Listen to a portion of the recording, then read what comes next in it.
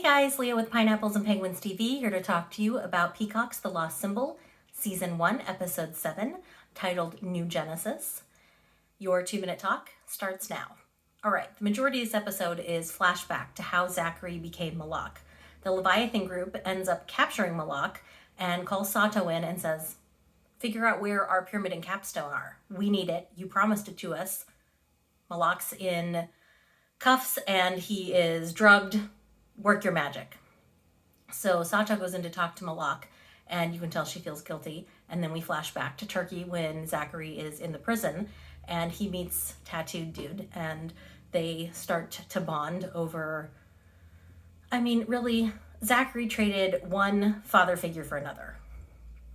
He says Peter never saw his potential, and Tattooed Dude in prison only sees his potential.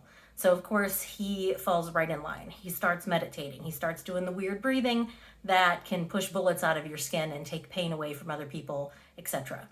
So turns out Peter comes to visit Zachary at the prison and says, all you have to do is publicly apologize. Say you were doing espionage and drug dealing. The Turkish government is going to let you go.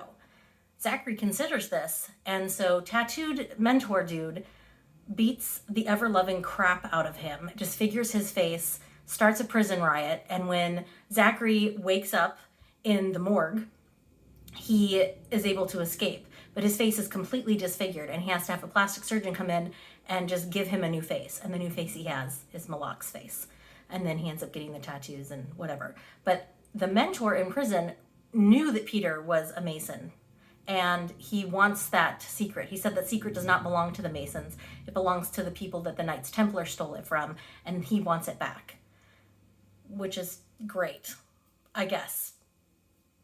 Zach's on board. He becomes Malak.